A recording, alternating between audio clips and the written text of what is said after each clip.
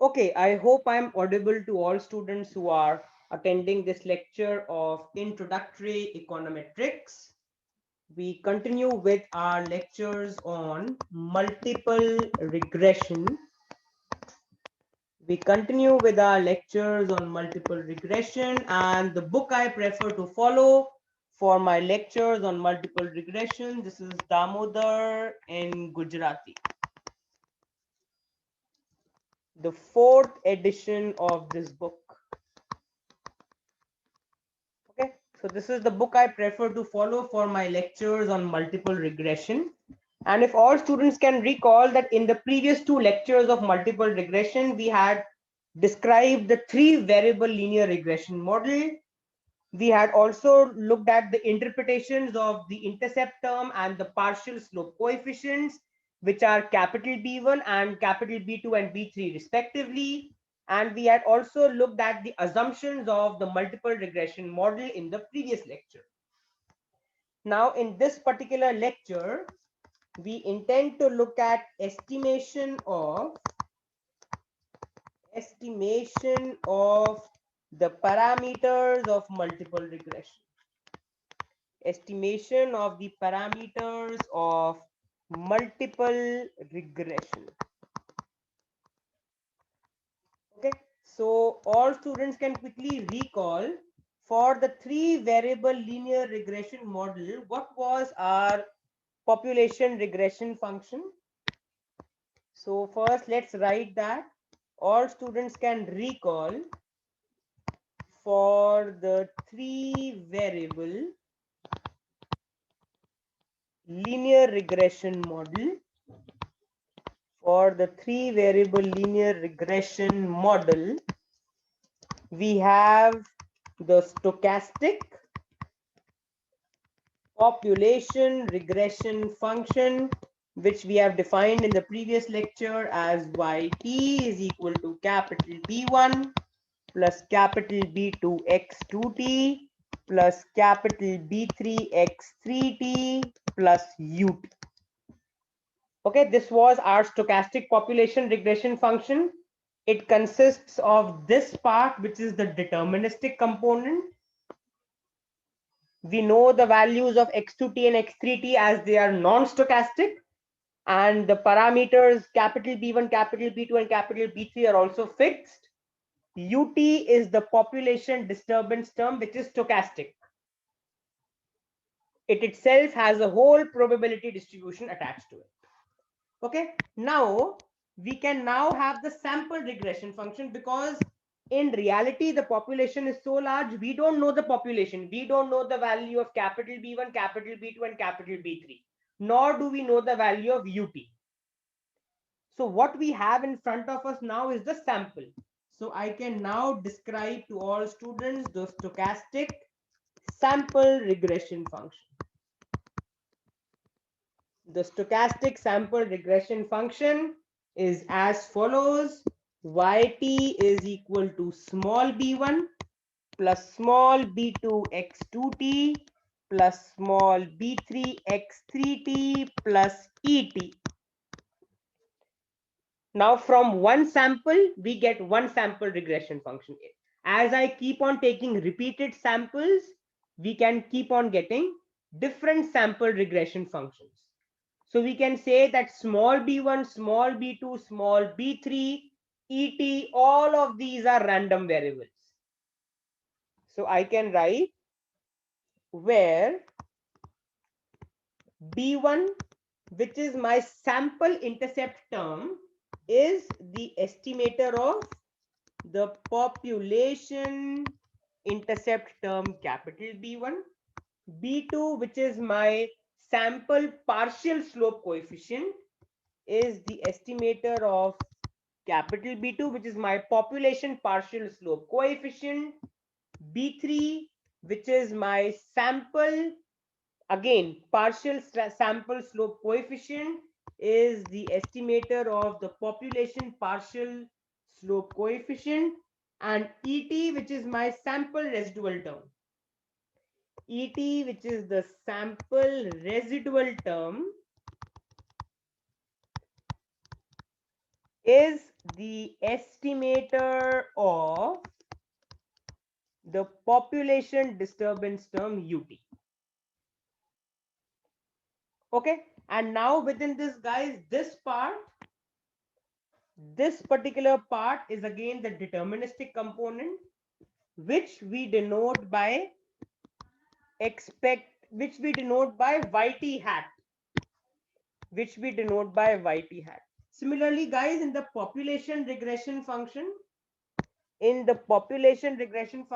this part is denoted by expected value of YT. When we talk about the population regression function, B1 plus B2 x2t plus B3 x3t is denoted by expected value of YT. When we talk about the sample regression function, small b1 plus small b2 x2t plus small b3 x3t is denoted by YT hat, which is my sample estimated Y from the sample. Okay, so now let's perform the OLS on this. So erasing all this off, what is my objective now?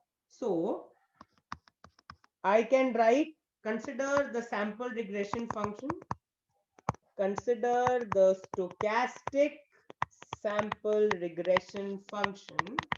Now we don't look at the population. Now the objective from now onwards is to look at the sample, because we don't know the population at all. Okay, so our sample regression function is YT equal to B1 plus B2 x2t plus B3 x3t plus ET. That is, I can write YT is equal to YT hat plus ET, because all this is exactly equal to YT hat. So this implies, what is my ET, guys? It's YT minus YT hat, which I can further write as YT minus YT hat is, I can write minus B1 minus B2 x2t minus B3 x3. So this is my ET. You can clearly see ET is nothing but YT minus B1 minus B2 x2t minus B3 x3. Now all students can recall what was residual sum of squares. So define the residual sum of squares. In short form, we call it as RSS, as summation ET square.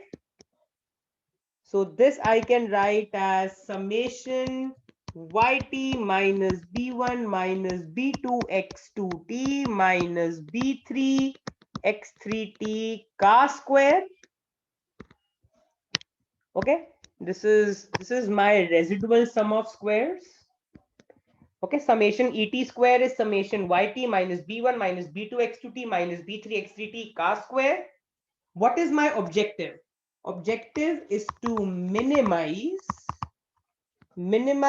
summation ET square, which is summation YT minus B1 minus B2 x2t minus B3 x3t car square.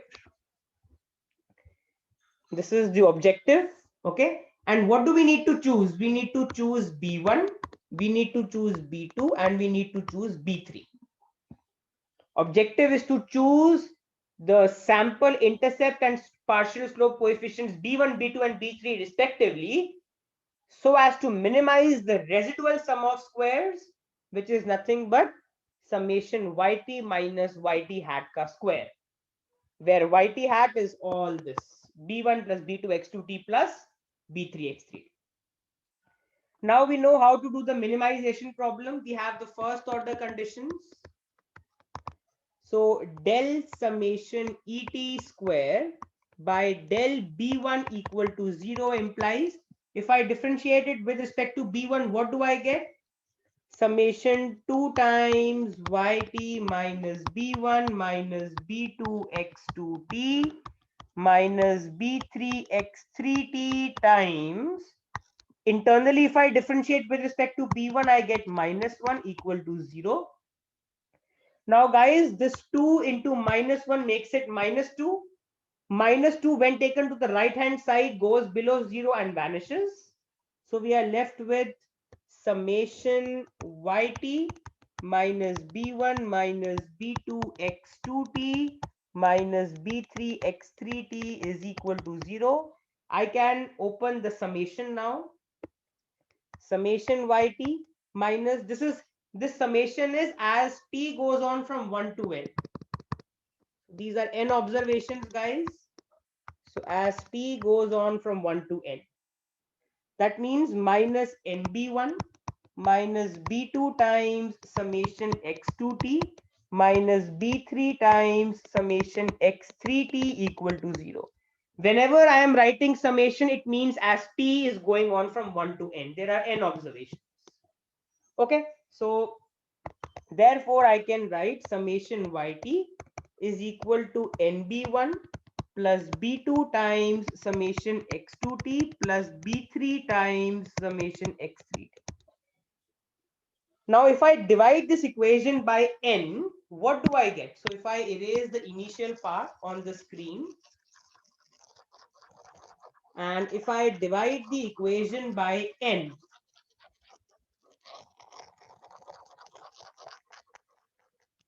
so erasing all this, dividing the equation by n,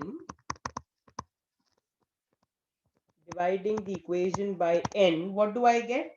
Summation yt by n is equal to nb1 by n plus b2 times summation x2t by n plus b3 times summation x3t by n.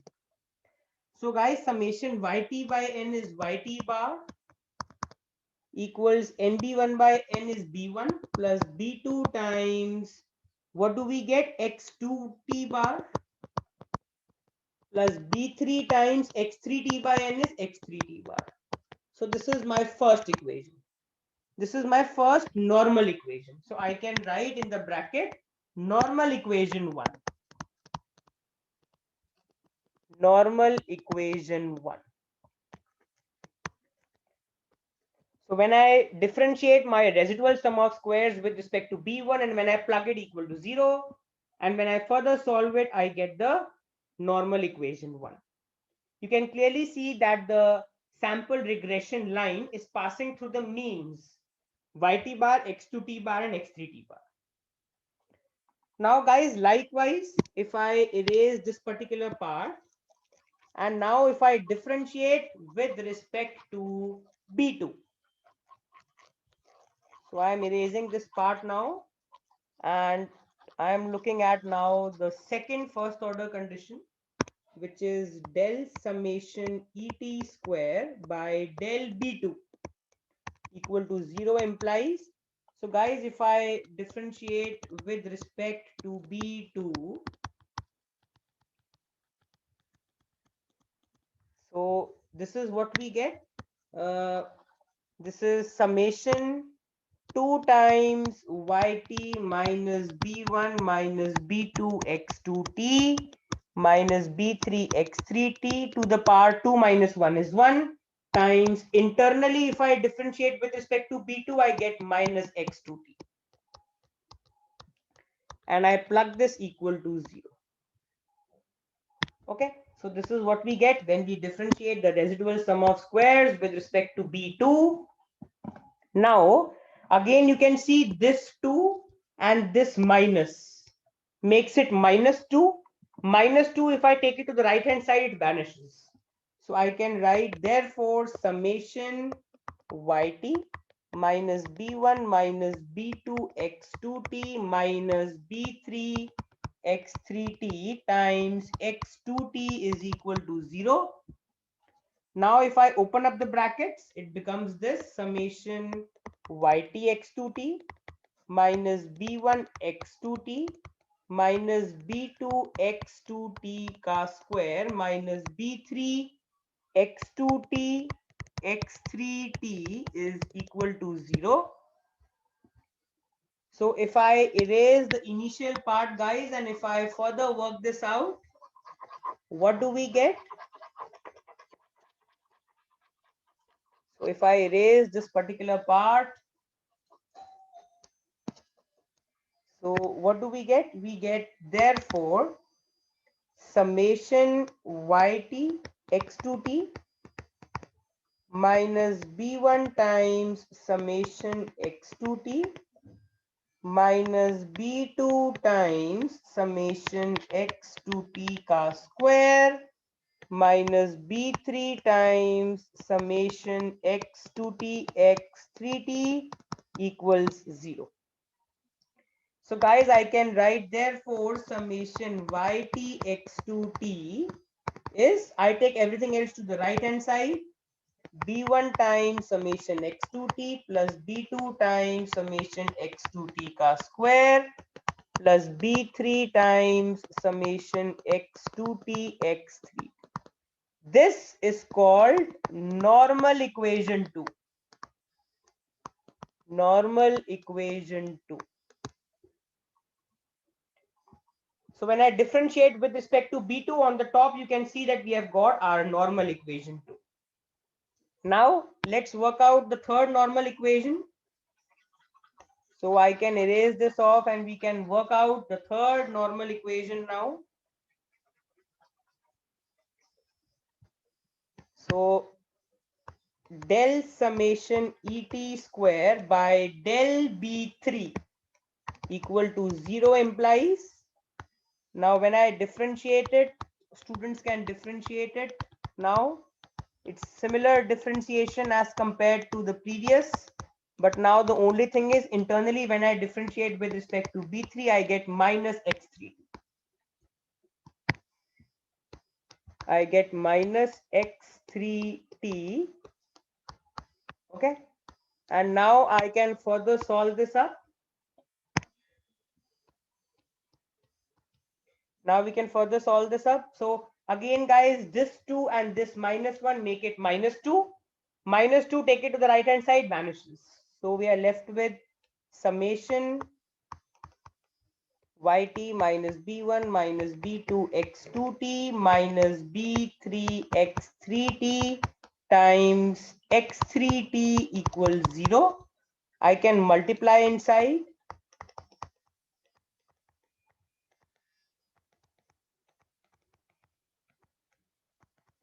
This is what we get when we multiply inside.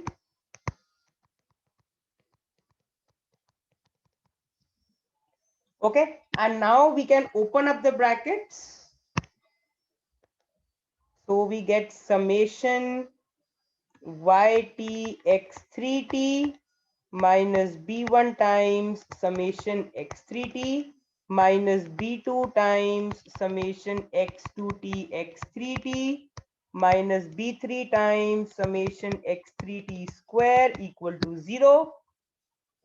And if I now take things to the right hand side, I can write summation yt x3t. Summation yt x3t is equal to b1 times summation x3t plus b2 times summation x2t x3t plus b3 times summation x3t square, which I call as the normal equation 3. So guys, if I erase the first equation, so what was my first normal equation which we had got?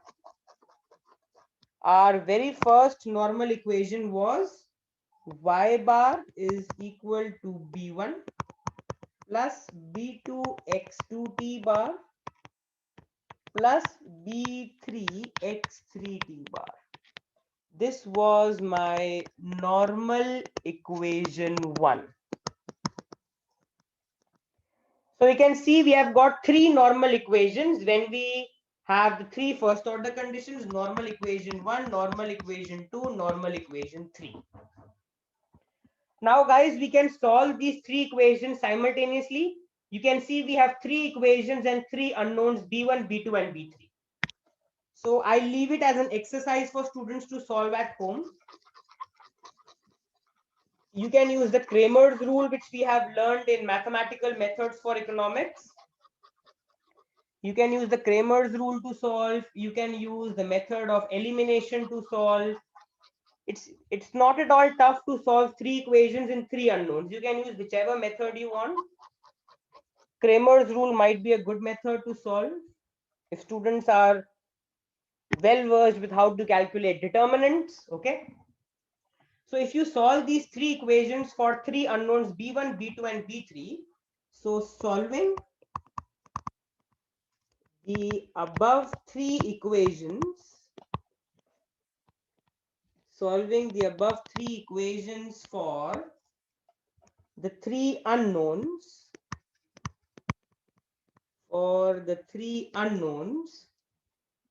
b1, b2, and b3 yields.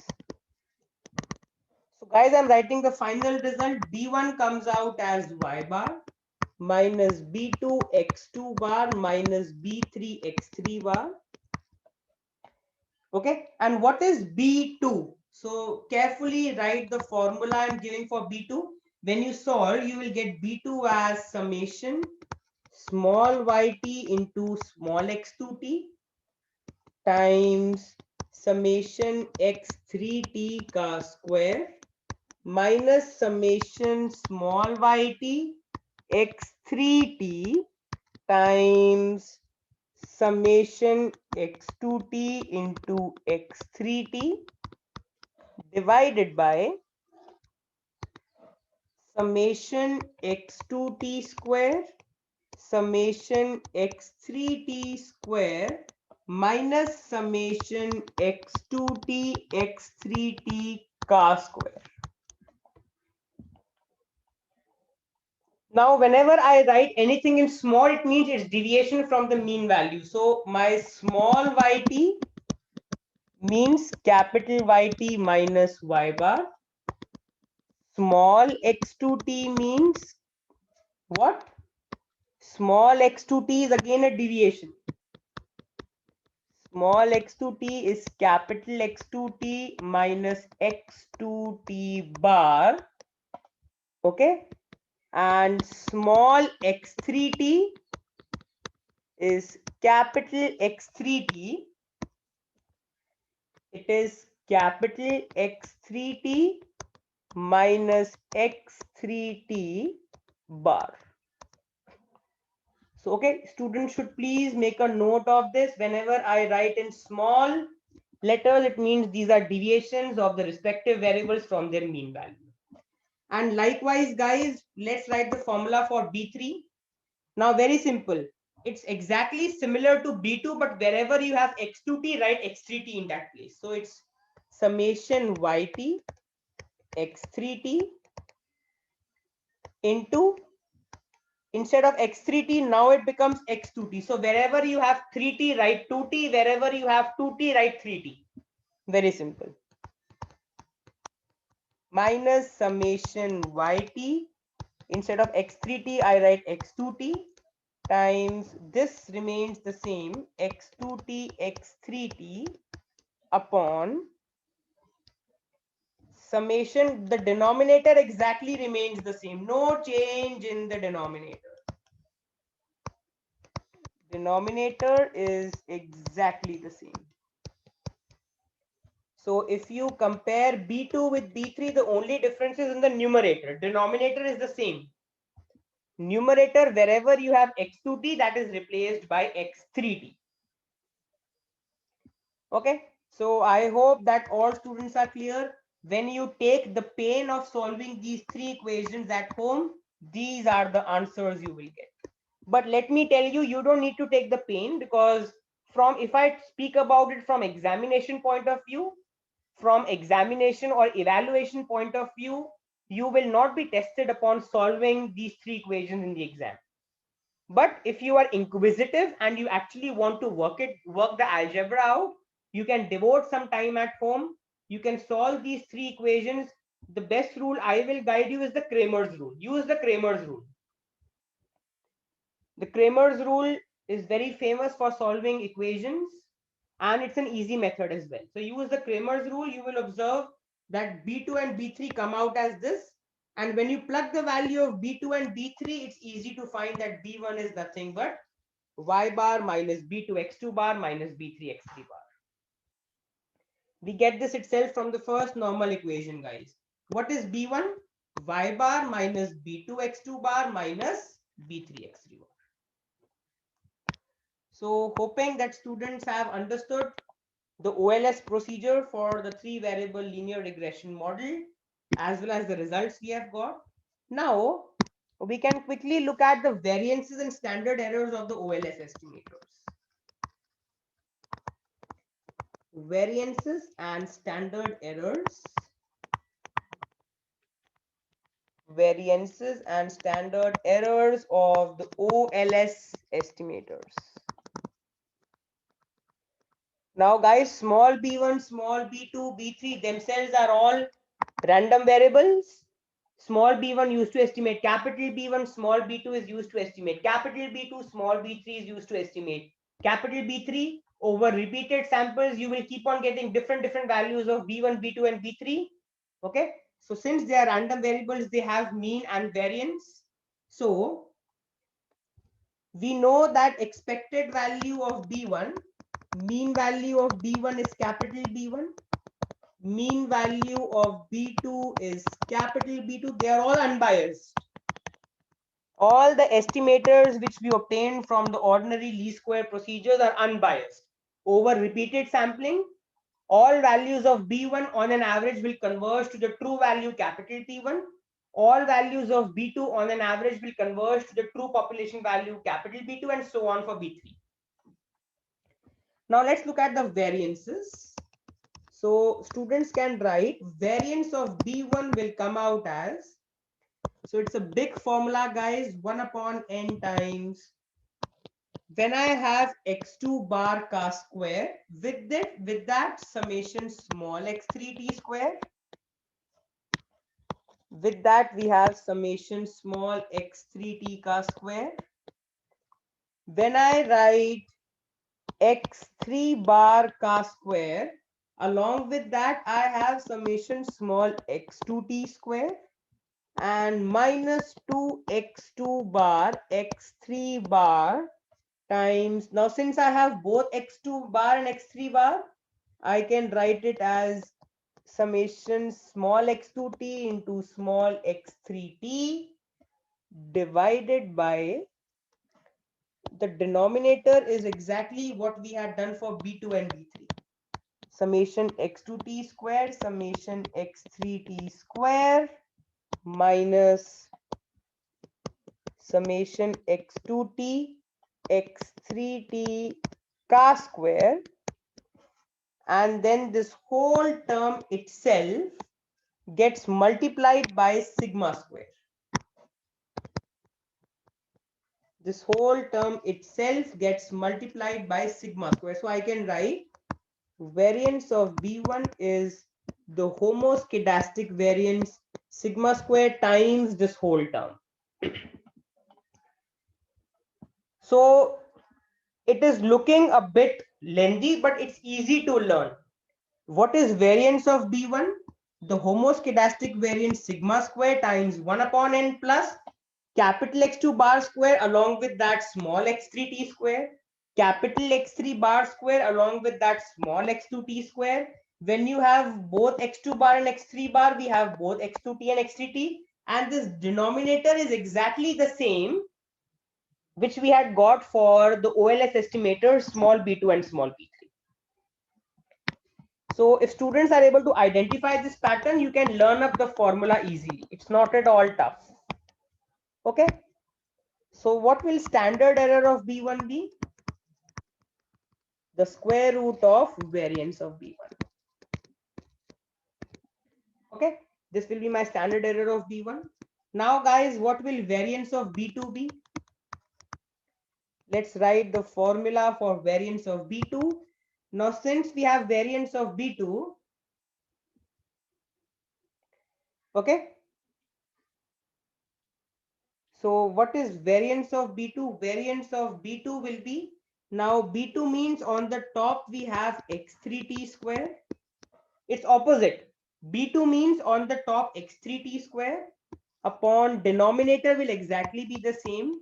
Summation x2t square x3t square minus summation x2t x3t ka square multiplied by the whole expression gets multiplied by sigma square. And what will standard error of B2 be? It's nothing but the square root of variance of B2. So guys, very easy. When I talk about variance of B2 in the numerator, we have summation small x3t square, the opposite. Multiplied by the denominator is exactly the same. You can see times sigma square, where sigma square is the homoscedastic variance. On similar lines, variance of B3 will be, now B3 means in the numerator we have summation small x2 to t square, the opposite. The denominator remains the same. The denominator remains the same. Okay. The denominator is exactly what we have done before. And the whole thing gets multiplied by the homoscedastic variance sigma square. And what will standard error of B3 be? So standard error of B3 will exactly be equal to the square root of the variance of B3. It will be equal to the square root of variance of B3. So I hope all students are crystal clear with the formulae. Expected value of B1, expected value of B2, expected value of B3, all of these are unbiased. Variance of B1, variance of B2, variance of B3. Standard errors is nothing but the square root of the variances. So hoping students are clear with this, and I've written down the formulae. Now, what will be, now we don't know sigma square. So the homoscedastic variant sigma square is not known. So what do we know? What we can say? The OLS estimator of the homoscedastic variance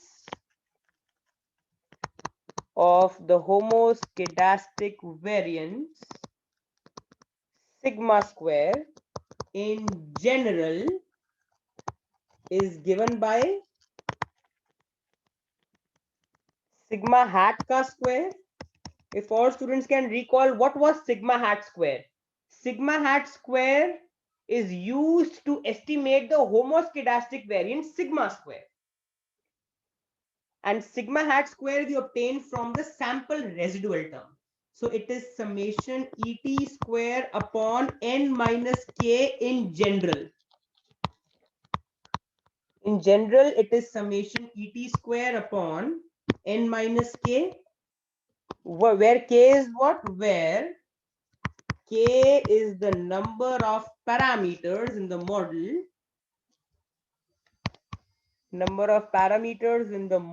including the intercept term.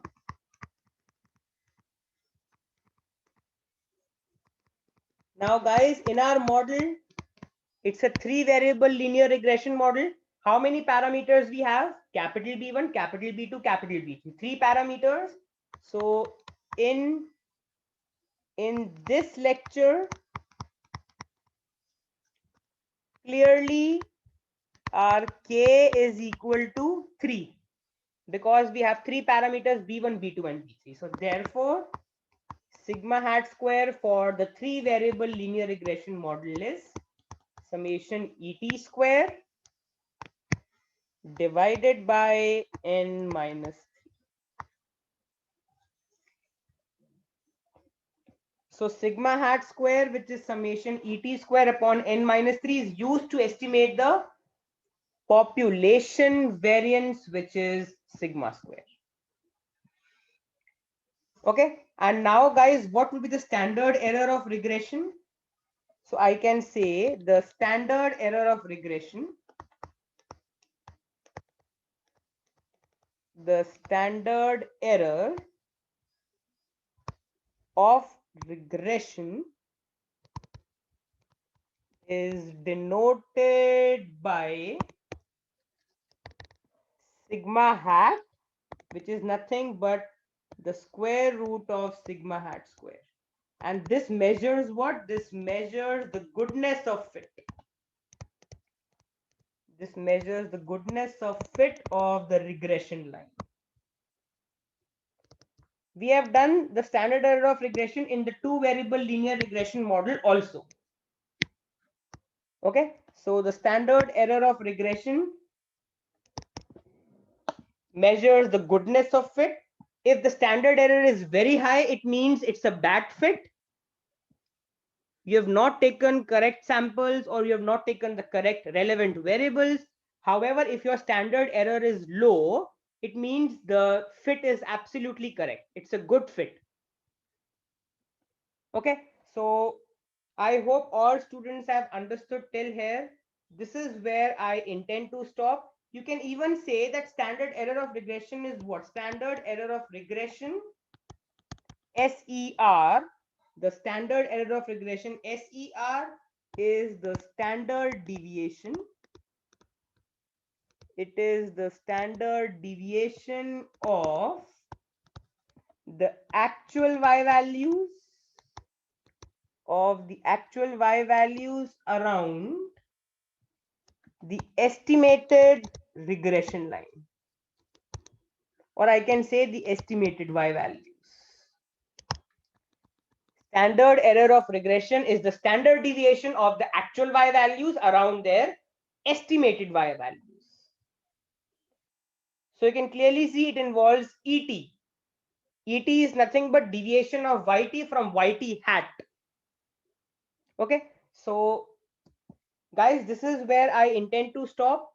Purpose of this lecture was to make all students aware with the sample regression function corresponding to the three variable population regression function, the OLS procedure which we have solved in the lecture today, which gave us three normal equations and the values of small b1, small b2, and small b3, which are estimators of capital B1, capital B2, and capital B3. We have also looked at the variances and the standard errors of the OLS estimators B1, B2, and B3. And we have also looked at the OLS estimator of the homoscedastic variance.